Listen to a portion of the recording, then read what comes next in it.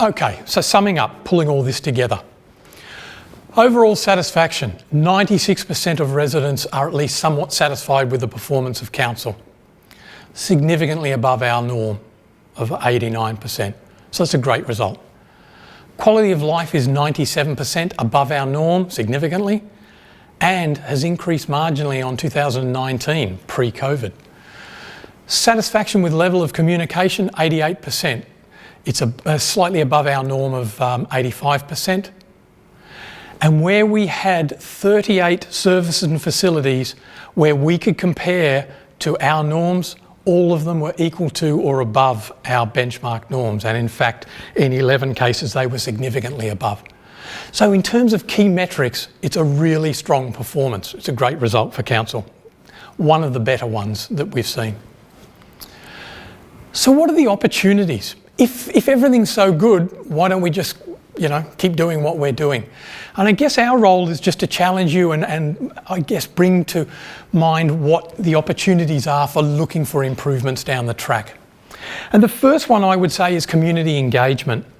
It was an area of satisfaction. The community was satisfied with it, but it was also a driver of satisfaction. And the beauty of engagement is it's not just an attribute on its own. Some of the other ones we're about to just quickly talk about can be dealt with by actually engaging with the community and communicating with them.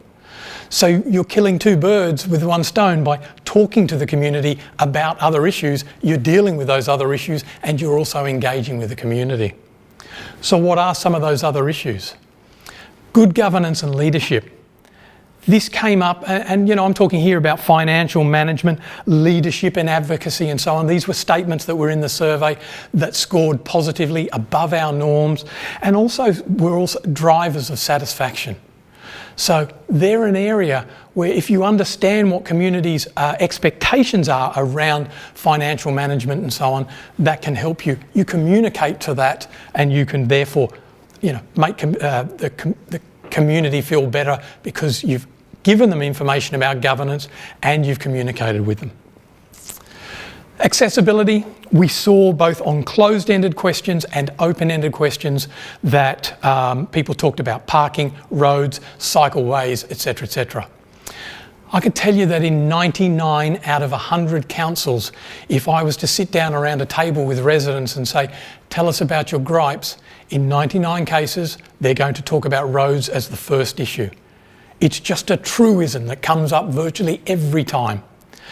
And it has here as well, but you've also scored above average on some of those attributes. And so I would think it's more of a watching brief.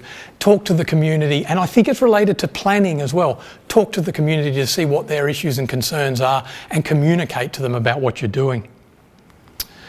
Cleanliness, an issue that came through both in terms of satisfaction but also as a driver of satisfaction.